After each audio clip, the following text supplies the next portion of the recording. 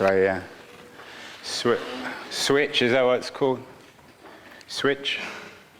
Oops. Okay. Oops. This thing keeps on falling off. So I like the idea of dummify. How many of you are dummies? No dummies here? Few. So I've written a book for dummies. It's called Digital Vertigo: How Today's Online Social Revolution is Dividing, Diminishing, and Disorientating Us. Actually, I think it's disorienting, but in England it's disorientating. And it's a book for dummies. It's attempted to kind of, shall we say, dumb down what's happening in Silicon Valley. And the way to dumb down a book is to base it on a movie. How many of you watch movies? How many of you don't? Okay, how many of you have seen a movie called Vertigo? Good, well, all of you are going to see it now. So the book is built off Hitchcock's movie Vertigo, which is a movie set in San Francisco, and it's built around the themes of love and disappointment. It's a movie about making love to a corpse. So I'm going to show you just a little bit as a beginning. So this is one of the great moments in the movie. It's Jimmy Stewart. Do we have sound? Yeah, we do. He's in a restaurant. He's been told to shadow a woman who he's been told is the wife of a wealthy industrialist, an heiress.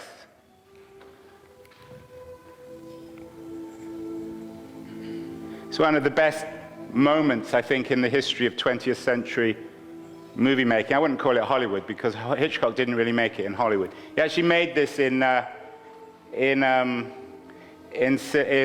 San Francisco. Ernie's, a restaurant in North Beach, which doesn't exist anymore, full of red velvet, appropriate for discovering blondes. Look at her, she's Kim Novak. She's never looked more gorgeous. How many of you wouldn't fall in love with a woman like this? Here's the moment. Zizek, the cultural anthropologist, says this is the parallax moment when she walks through the door. He's never seen her before. Look at him. He's in love, right? Who wouldn't be with a woman like that? So what does Hitchcock's Vertigo have to do with Silicon Valley and social media and Twitter and Facebook and all that kind of thing? The guy's fallen in love with her. And we've fallen in love with something as well. At least this thing isn't. I have a wrong-shaped head.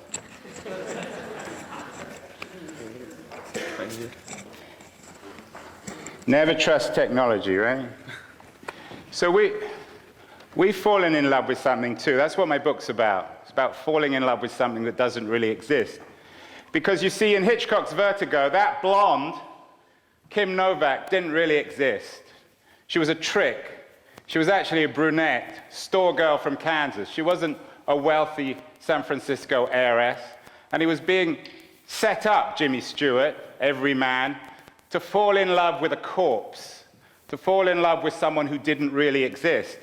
And the movie itself is about not only falling in love with something that didn't really exist, but making love to it. It's one of Hitchcock's little perversions about how it's nice to make love to women who are dead. And we've fallen in love with something in Silicon Valley equally absurd.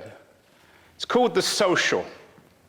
We've fallen in love with the idea that the architecture of the internet should and must be social. We've fallen in love with words like collaboration, sharing. We've fallen in love with the network, with the very notion that, and I'm just giving you some examples of books here, Generation We, Reality is Broken, We Think, The Wealth of Networks, Socialnomics. You have all seen these kinds of books. They're all based on delusions that we are actually social. The internet then has become the platform for this grand delusion, this great seduction, this idea that we should share and collaborate, It's, of course, the internet of Facebook and Twitter and LinkedIn. It's the internet of radical transparency. It's an internet where we've lost any sense of the self and of privacy. So that's why I build my book around the movie. I'm dumbifying the message down. I'm suggesting that, like Jimmy Stewart in Vertigo, we've fallen in love with the glamorous blonde, who in fact is not only the rather prosaic brunette from Kansas, but is also actually dead. Not that I'm against brunettes from Kansas either. This is bad video, but it's from a movie most of you will probably have seen. It's The Social Network, the movie about Facebook.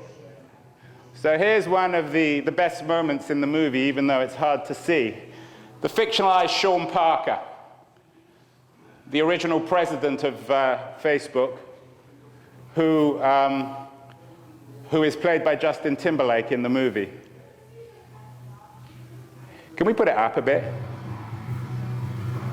He's at a party. He's getting ready to sniff some cocaine from a young lady's chest.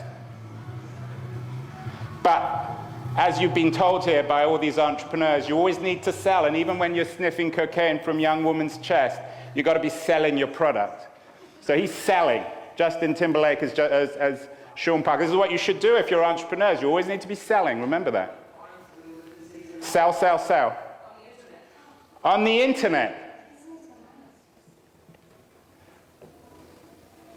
He's selling. He's going to sell a big vision now. This is the moment, the money moment in the movie.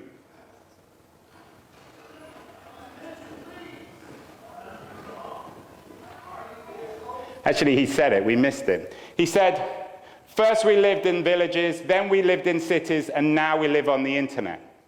And that's the reality of life in our digital age. We are in this, to again dumbify another big thinker, not Hitchcock, but Hegel or Marx.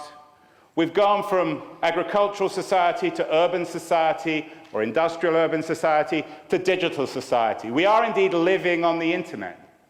And this place that we've architected, and I use this word carefully, in my book I talk a lot about architecture.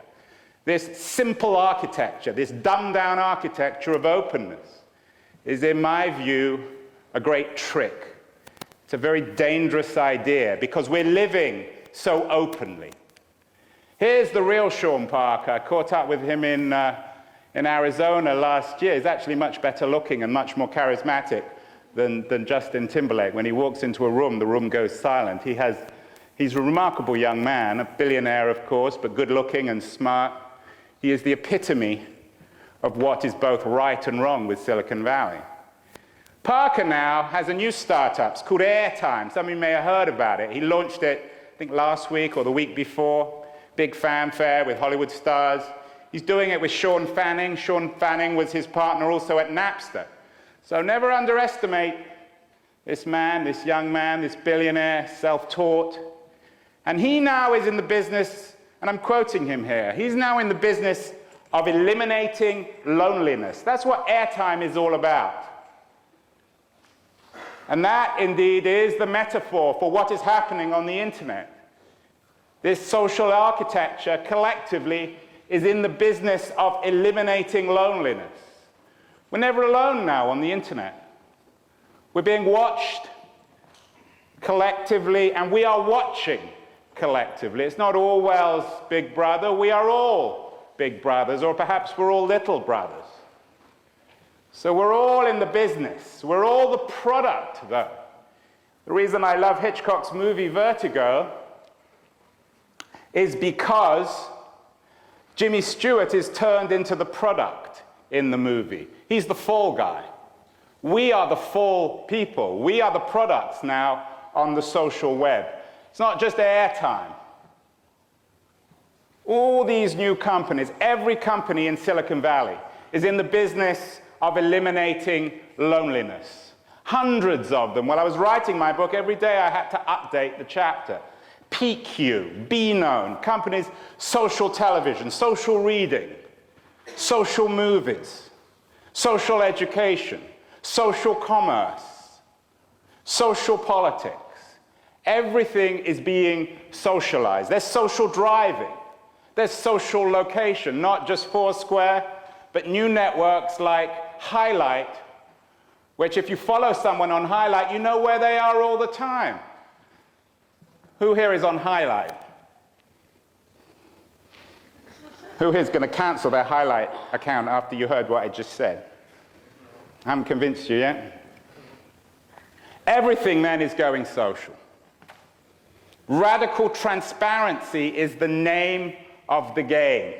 You may have heard about it before, you may have seen it. There's a movie all about this. Let's look at it.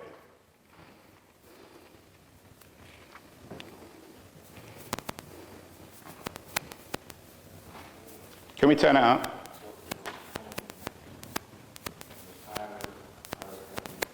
Up.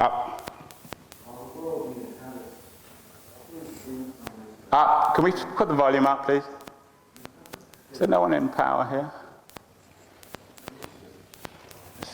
I'm just going to pause it for a minute.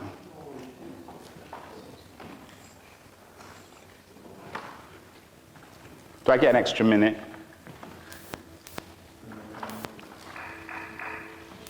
Up. Okay, here we go again. So here's the movie. It's called The Truman Story. Or is it The Truman Show? I always get them mixed up. How many of you have seen it?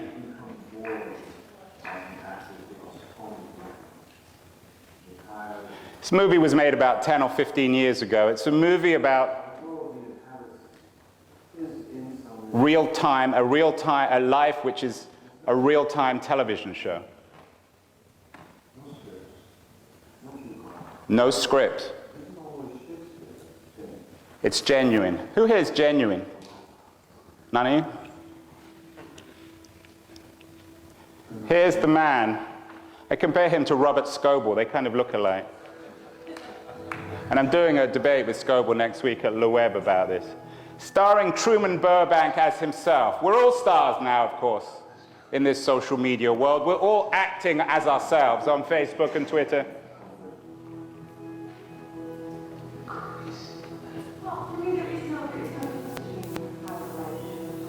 End of privacy. No distinction between the public and the private.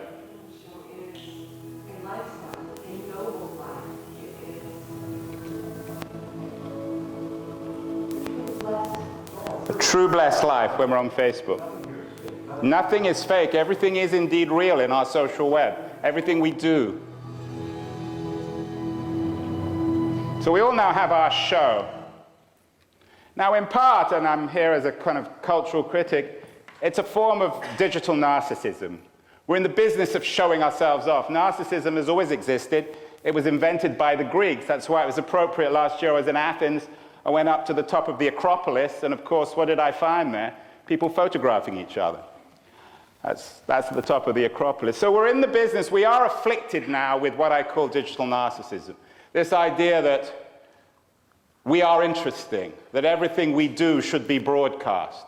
We have fallen in love with ourselves, and we have used this platform, this social platform, to broadcast ourselves, which we can do now. We can tell the world everything we're doing, we're thinking, where we're going, what our tastes are, what our food is, where our location is. But it's more complicated than that. Visibility is a trap. I'm quoting the French philosopher Michel Foucault, who I write about a little bit in Digital Vertigo. Visibility is a trap, of course, because this is not the utopian free economy that's being described by young men like Mark Zuckerberg, the accidental billionaire at the heart of Facebook. This is a business in which we are giving away our data to all these social companies who then sell that data. Selling it to advertisers, sometimes perhaps to governments, secret agencies. So visibility is a trap.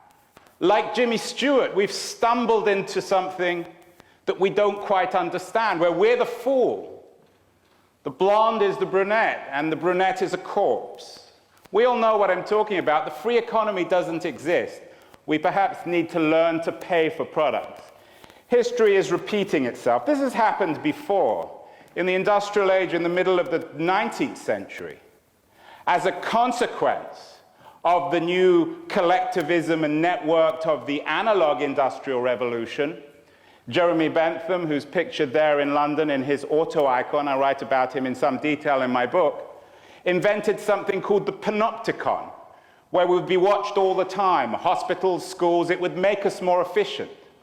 And that's the nightmare, the dystopia that we are, I think, in danger of drifting into, as we collectively, with a degree of cultural amnesia, which I think is almost unheralded or unprecedented in human history, are walking into this trap, this all-seeing world where everything about us is being watched, where we are packaged and sold by companies like Facebook and Twitter and LinkedIn, by all these new social media companies. So history repeats itself. Marx famously said, first as tragedy, then as farce. I'm not sure whether this is farcical. It's kind of farcical in the sense that we are doing it ourselves. We can't blame Stalin or Hitler or even Mark Zuckerberg. So here's the moment, the great moment in Vertigo, one of the last scenes. This is the moment he wakes up. This is his epiphany. Epiphany is appropriate, I guess, in a Catholic culture, right? How many of you have had epiphanies? This is where he sees through this woman. She gives herself away. I'm not going to spoil it. I gave this talk in Belgrade, and someone came up to me, Jeremy Zimmerman. Some of you may know him. Some of you he came up and said, you ruined this. He was furious because I gave away the end of Vertigo. So I won't do that. But what I will say in Vertigo is that he comes to understand the truth. But of course, there are never any happy endings with Hitchcock. He's a Catholic, like many of you. So the movie ends even more bleakly, even more depressingly than perhaps it starts. So, do we live in a world architected by Hitchcock or by your Catholic God? Must all this end badly?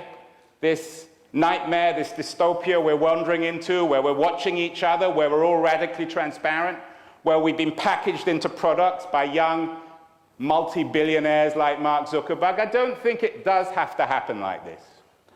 I think we can fight back as online activists, entrepreneurs. There are alternative endings. And I'm more and more optimistic, actually, as I give my speeches about this book. I have a chapter in the book on solutions. If you're American, you have to be positive, of course. So you need a solutions chapter, even if you don't believe in solutions. But I think I do. I think privacy is the new big thing. Those of you who are entrepreneurs, who are looking for something interesting, think about privacy. Think about social networks are finished, or the whole space has been taken. Don't even consider that. If you're thinking about a social network, you're about 5 years out of date. But if you're thinking about an interesting new idea, think about building products with privacy at the core. We're already seeing these in Silicon Valley. We're seeing a new search engine called DuckDuckGo, which is funded by Fred Wilson, very smart New York-based investor. And this is a search engine whose premise is built on privacy. It's not like Google. It's not going to sell your data. It's not going to combine Google Plus with the Google search engine to try to transform their search engine into a social product. We're also seeing new technologies. We're seeing new technologies come out of the Netherlands, for example, in which data learns to degenerate. Because the thing we have to teach the internet, and the internet is teachable because we control it, we built it, the thing we have to teach the internet is to forget. The internet hasn't learned to forget.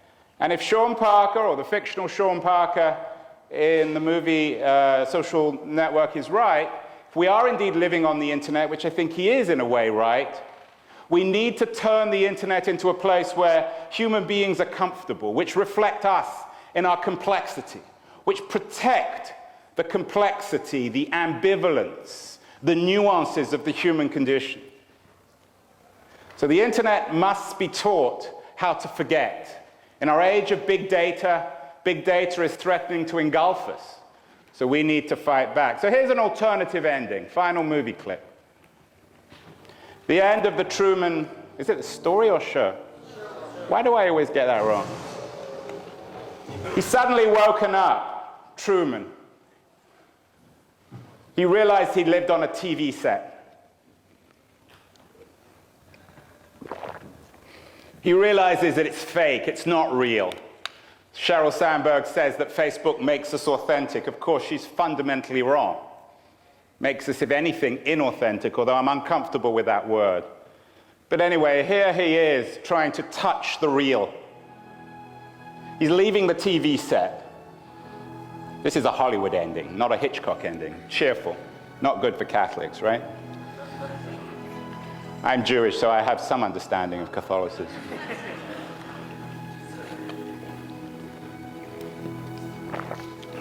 He's going to go in the real world. What does it mean to leave our age of digital narcissism? What does it mean to get off Facebook and Twitter? What does it mean to stop broadcasting ourselves? This is perhaps what some of us might think about doing now. He's leaving. And where's he going?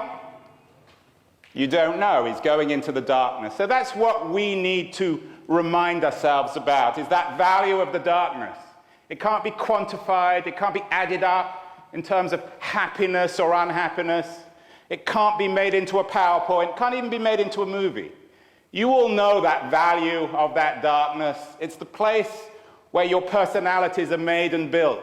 It's where you are. If you lack that darkness, you don't exist. And what I fear when that light is always on, when there is no darkness, is that we as individuals are jeopardized. So it's a stark choice, but I hope, like Truman in the movie, you'll rediscover your darkness. Thank you.